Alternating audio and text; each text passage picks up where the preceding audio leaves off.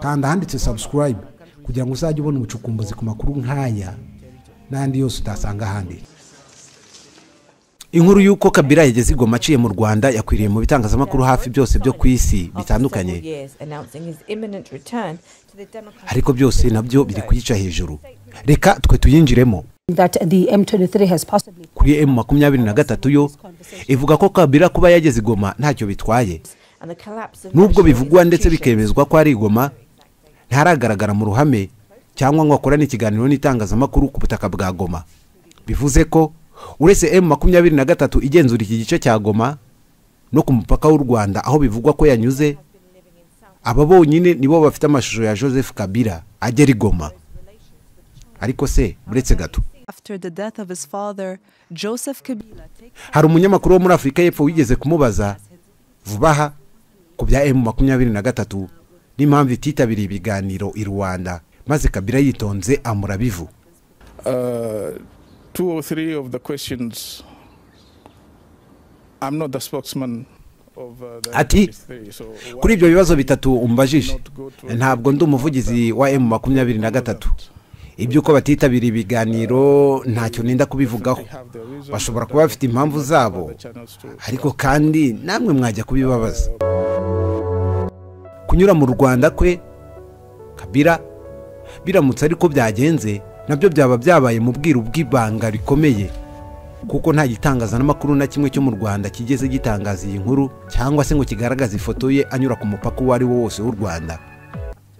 Uretse ibyo mu Rwanda no muri Kongo nta foto n'imwe bagaragaza y'ako kanya Kabila ari i Goma. Ibyo reka tubireke. Ubwo natwe reka dukoresha ayo dusanzwe dufite. Bahaye ikaze. Niyo nkuru iri mu bitangazamakuru byose bitandukanye ko Joseph Kabila wahoze ayobora Repubulika ya Demokarasi ya Kongo yageze mu mujyi wa Goma nyuma y'iminsi mike atangaje ko agiye gutaha anyuze mu burasirazuba bw'iki gihugu. Amakuru avuga ko Kabila wari umaze iminsi aba muri Afurika y'Epfo yageze i Goma ku gicamunsi cyo kuwa gatanu. Ni amakuru bamwe mu bantu bo muri AFCM 23 bahaye ibitangazamakuru bitandukanye bakavuga ko yageze mu mujyi wa Goma anyuze mu Rwanda. Nibyo ubyumvishe neza, yageze i Goma anyuze mu Rwanda. Ariko se buretse nanone gato, mbere y'uko agera i Goma aciye mu Rwanda, umunsi atangaza ko azasubira muri Kongo anyuze mu burasirazuba, imitwe y'abanyepolitike myinshi yarashyushye yibaza impamvu ahisemo kunyura mu burasirazuba aho guca Kinshasa. Hari abahuzaga kuba Kabila agiye guca mu burasirazuba n'ibivugwa na Kongo ko ari uri inyuma y'umutwe wa M23 ugamije guhirika ubutegetsi bubi bwa Repubulika Iharanira Demokarasi ya Kongo. Bakavuga ko Kabila yabara umusangirangendo wa M23. Icyo gihe umunyamabanga uhoraho mu ishyaka rye yatangaje amagambo akomeye. Ati afite inyubako i Bukavu, yakwinjirira aho ashaka, n'Ikatanga naho ahafite inzu nyinshi, kandi nta tegeko rihari ritegeka umuntu ko agomba kwinjirira i Kinshasa.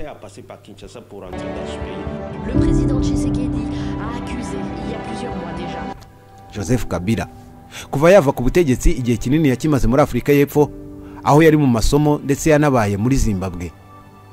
Ku ya 8 Mata nibwo byatangajwe ko agomba gusubira mu gihugu cye cya Repubulika Iharanira Demokarasi ya Kongo. Amakuru yavugaga ko hari hashize iminsi hari imyiteguro yo kumwakira ndetse ko n'inzu azaturamo mu mujyi wa Goma yatunganyijwe.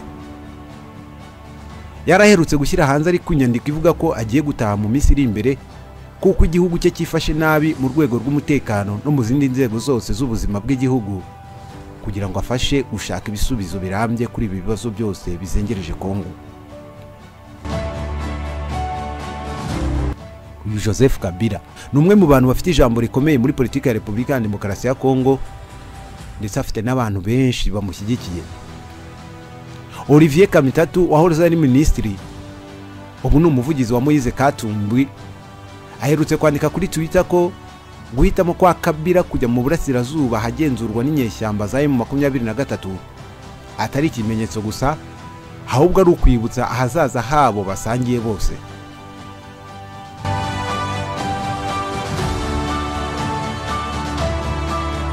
Kabila akigera i Goma, M23 nayo yahise ivuga ku igaruka rye ndetse ivuga no kuba ari i Goma ko nta kibazo kirimo.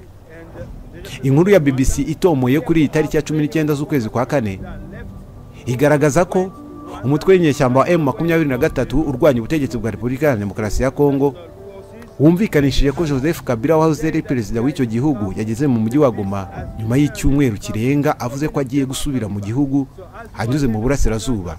Amakuru yo gusubira muri Repubulika ya Demokarasi ya Kongo kwa Kabila yatangajwe bwa mbere na radiyo mpuzamahanga y'Abafaransa RFI kuwa gatanu nijoro. RFI nayo yasubiragamo amagambo y'abantu babiri bari hafi ya M23 n'ay'umuntu uri hafi cyane ya Joseph Kabila. RFI yatangaje ko Kabila ngo yanyuze i Kigali akabona kugera mu murwa mukuru w'intara ya Kivu ya ruguru, ariko ntacyo leta y'u Rwanda yari yatangaza ku mugaragaro kuri ibi bivugwa ko Kabila yanyuze ku butaka bw'u Rwanda. Abajijwe niba ashobora kwemeza ko Joseph Kabila yageze i Goma, umuvugizi wa M23 Lawrence Kanyuka yabwiye BBC gahuzamiryango kuri telefone ati simbona ikibazo na kimwe cyaba gihari. De toutes les résolutions et décisions qui sont prises dans les nubwo ntacyo ubutegetsi bwa Kinshasa ariko nabwo buratangaza ku mugaragaro ku igaruka rya Joseph Kabila ndetse akaba ari i Goma. Paul Sapu, perezida wa komisiyo y'uburenganzira bwa muntu muri Kongo, aherutse kubwira France 24 ko kunyura i Goma kwa Kabila bisobanuye neza ko ashyigikiye abafashe intwaro mu kurwanya ubutegetsi, ubwo ni M23. Aha yagiraga ati ça peut être de la politique politicienne bien sûr. Reka tuvuge ko ari politike, ariko mu buryo bugaragarira buri wese Kabila yahisemo kwiyunga n'inyeshyamba za M23. Agiye kwifatanya na Nanga wahoze ari perezida wa komisiyo y'amatora. Sinzi niba rero muri kubona ingaruka ibi bintu bizateza. Mu by'ukuri yirengagije politike ikwiriye yo mu mahoro. None ubu wahoze ari perezida wa komisiyo y'amatora yafashe intwaro. None abaturage bahora bibaza bati ese ibyo by'amatora byo byaba bimaze iki? Kandi ibyo nyine nawe urabyumva ni ikibazo gikomeye cyane.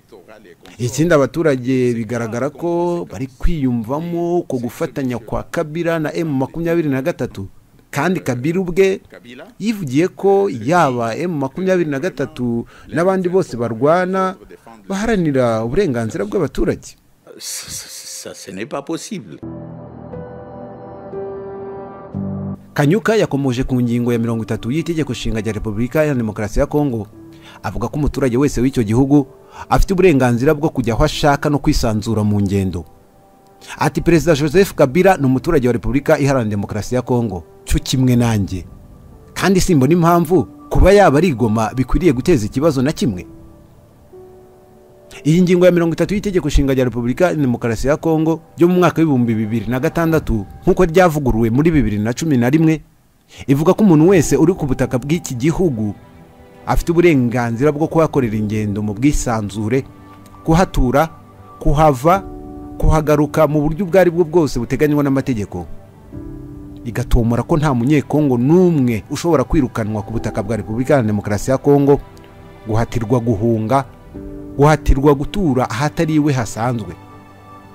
Ariko Kinshasa ishinza Kabila wamaze imyaka 18 ku butegetsi kugeza asimbuwe na Felix Antoine Tshisekedi muri 2019 nyuma y'aya matora yanenzwe kubamo buriganya, kuba ari we uri nyuma y'umutwe wa M23, ibyo Kabila wahakana.